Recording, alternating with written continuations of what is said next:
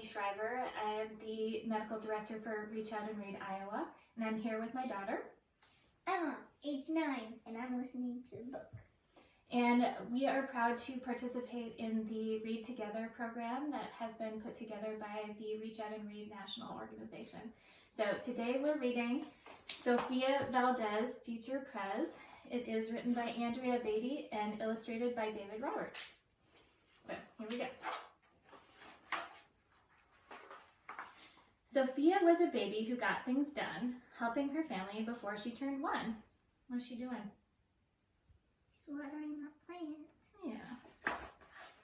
She and Abuelo went out every week to help elderly friends around Blue River Creek who couldn't get out and about on their own and with no place to gather were stuck home alone. Sounds familiar, doesn't it? Stuck home.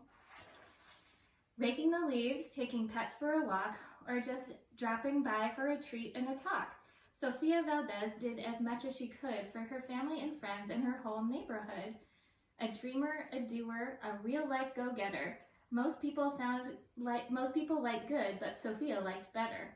Does she remind you of like Leslie Knope a little bit? She likes to go out and help people. All right. Each morning, Abuelo walked Sophie to class. They walked home again along Blue River Pass, making plans, munching cookies, Abuelo and girl, except for that Tuesday when Pup saw that squirrel. With a howl, Pup took off, racing all through the town, over, under, beneath, and around. Sophia scrambled to try to keep up with the hollering man and the bellowing Pup. That is going all over the page.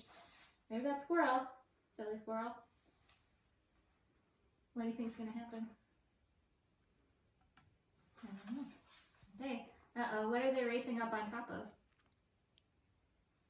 Trash. Trash. They're climbing a huge pile of trash. Gross. All right, up the squirrel ran to the top of a hill made of leftover junk for the local landfill. They reached the tip top of that mountain of trash, which jiggled and broke with an ear-splitting Crash. Uh-oh, what's happening?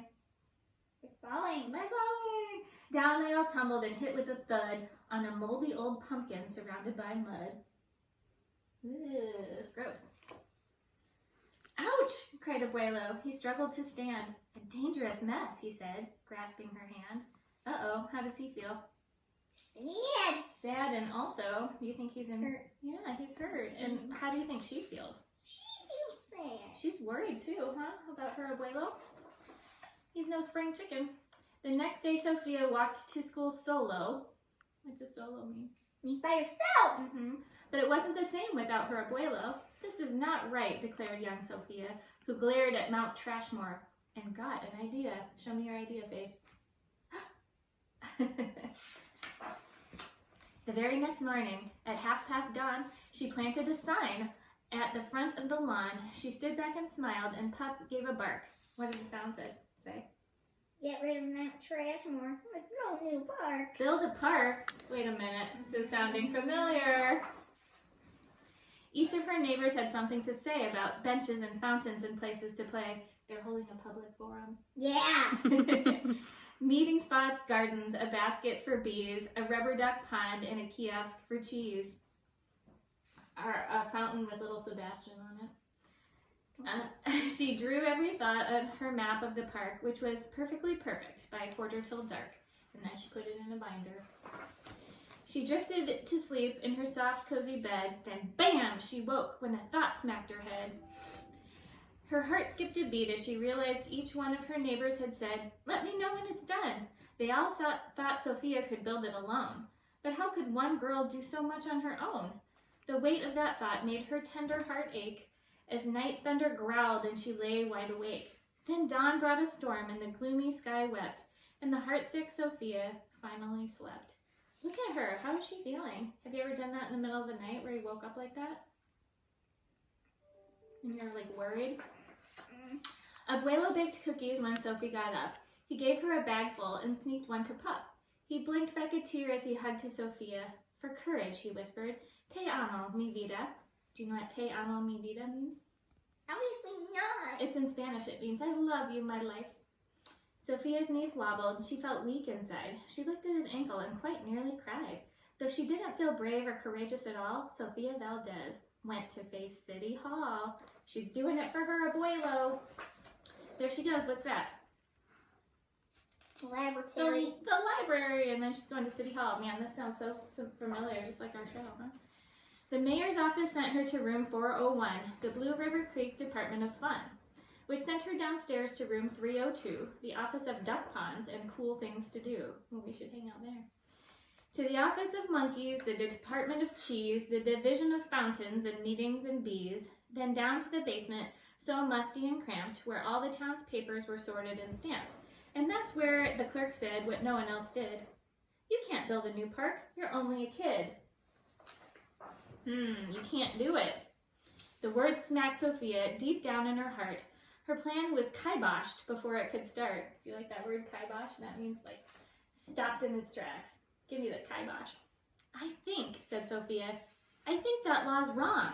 But her second grade voice didn't sound very strong. The clerk said, clearly it cannot be done.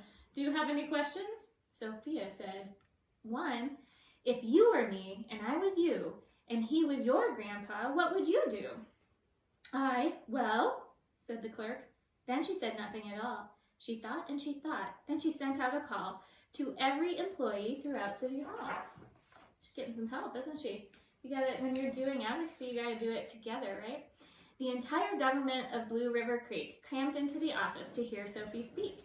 But her words jumbled up and her cheeks turned bright red as a dozen emotions rushed into her head. Her heart beat so loudly she thought it would crack. The crowd leaned in closer. Sofia leaned back. Well, how would you feel if you had all those people watching you? Would you be nervous? She had an idea, no. You would be brave? Good.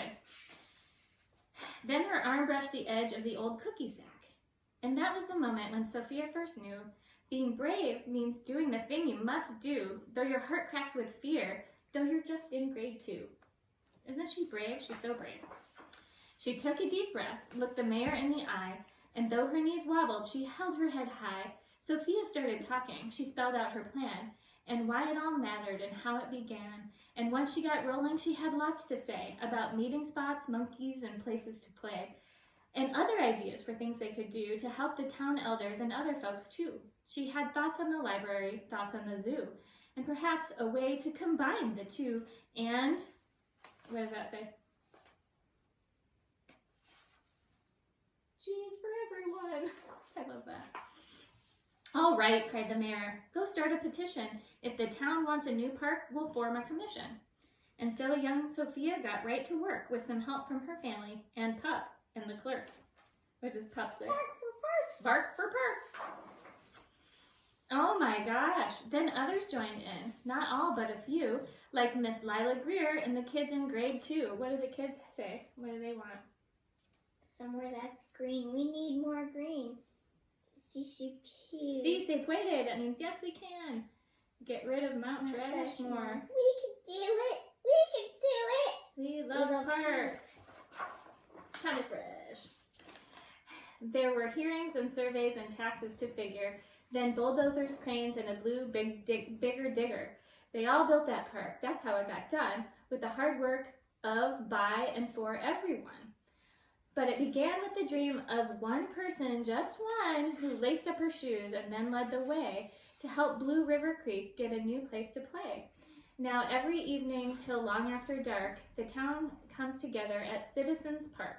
They hold this truth to be self-evident, that Sofia Valdez could grow up to be president.